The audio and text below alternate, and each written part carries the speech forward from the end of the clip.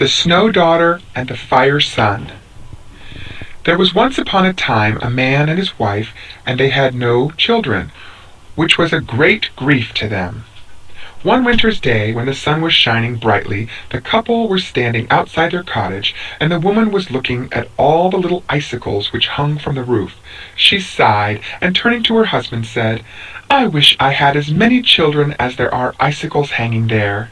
"Nothing would please me more either," replied her husband. Then a tiny icicle detached itself from the roof and dropped into the woman's mouth, who swallowed it with a smile and said, "Perhaps I shall give birth to a snow child now." Her husband laughed at his wife's strange idea, and they went back into the house. But after a short time the woman gave birth to a little girl, who was as white as snow and as cold as ice. If they brought the child anywhere near the fire, it screamed loudly till they put it back into some cool place.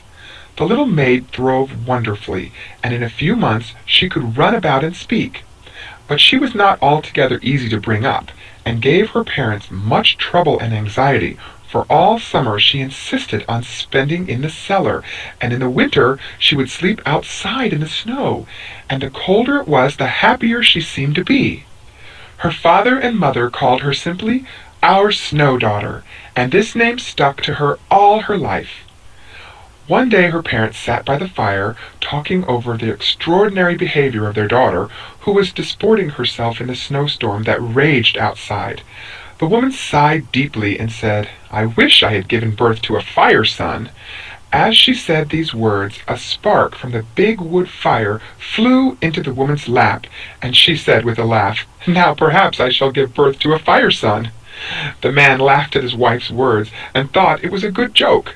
But he ceased to think it a joke when his wife shortly afterwards gave birth to a boy, who screamed lustily till he was put quite close to the fire, and who nearly yelled himself into a fit if the Snow Daughter came anywhere near him. The Snow Daughter herself avoided him as much as she could, and always crept into a corner as far away from him as possible. The parents called the boy simply "our Fire Son," a name which stuck to him all his life. They had a great deal of trouble and worry with him too, but he throve and grew very quickly, and before he was a year old he could run about and talk. He was as red as fire and as hot to touch, and he always sat on the hearth quite close to the fire and complained of the cold.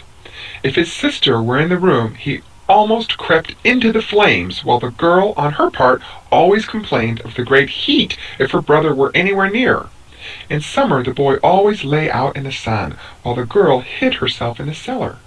So it happened that the brother and sister came very little into contact with each other. In fact, they carefully avoided it. Just as the girl grew up into a beautiful woman, her father and mother both died one after the other. Then the Fire Son, who had grown up in the meantime into a fine, strong young man, said to his sister, "I am going out into the world, for what is the use of remaining on here?" "I shall go with you," she answered, "for except you I have no one in the world, and I have a feeling that if we set out together we shall be lucky." The Fire Son said, "I love you with all my heart, but at the same time I always freeze if you are near me, and you nearly die of heat if I approach you. How should we travel about together without being odious the one to the other?" "Don't worry about that," replied the girl, "for I've thought it all over, and have settled on a plan which will make us each able to bear with the other.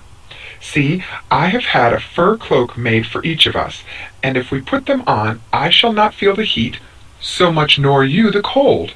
So they put on the fur cloaks and set out cheerfully on their way, and for the first time in their lives quite happy in each other's company.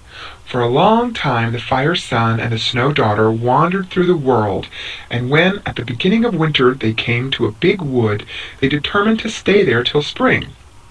The Fire Son built himself a hut where he always kept a huge fire, while his sister, with very few clothes on, stayed outside night and day. Now it happened one day that the king of the land held a hunt in this wood, and saw the Snow Daughter wandering about in the open air. He wondered very much who the beautiful girl clad in such garments could be, and he stopped and spoke to her. He soon learnt that she could not stand heat, and that her brother could not endure cold. The king was so charmed by the Snow Daughter that he asked her to be his wife. The girl consented, and the wedding was held with much state. The king had a huge house of ice made for his wife underground, so that even in summer it did not melt. But for his brother-in-law he had a house built with huge ovens all around it, that were kept heated all day and night. The Fire Son was delighted, but the perpetual heat in which he lived made his body so hot that it was dangerous to go too close to him. One day the king gave a great feast, and asked his brother-in-law among the other guests. The Fire Son did not appear till everyone had assembled, and when he did, everyone fled outside to the open air, so intense was the heat he gave forth. Then the king was very angry and said, "If I had known what a lot of trouble you would have been, I would never have taken you into my house."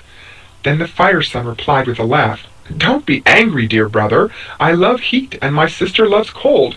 Come here and let me embrace you, and then I'll go home at once."